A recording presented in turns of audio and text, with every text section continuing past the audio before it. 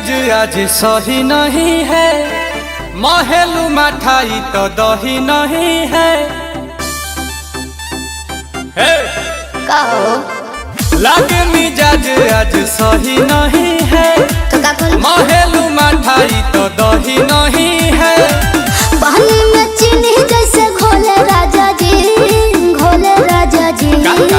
पानी में चीनी जैसे घोले राजा जी, घोले राजा जी। कमरिया गोले गोले, कमरिया गोले गोले, कमरिया गोले गोले गोले गोले डोले राजा जी। कमरिया गोले गोले गोले गोले डोले राजा जी। कमरिया गोले गोले गोले गोले डोले रानी जी। कमरिया गोले गोले गोले गोले डोले रानी जी।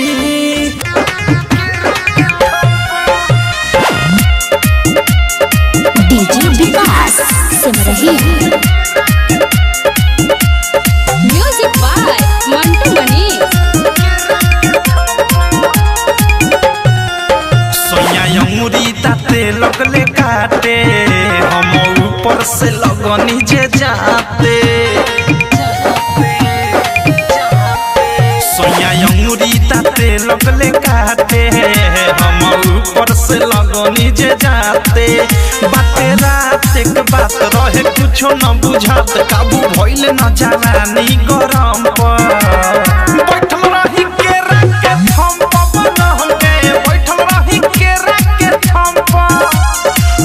বাহ মিস্টার বাঁধন বাহ।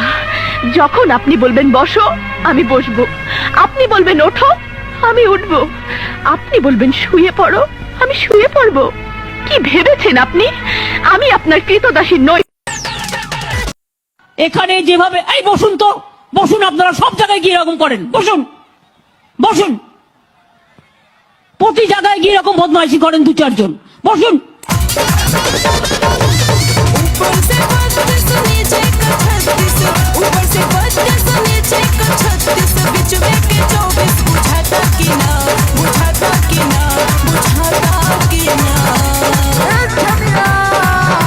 बताओ ये गोरी हमरा गन्ना के रस तोरा ढोली में सही सही काटा कि ना।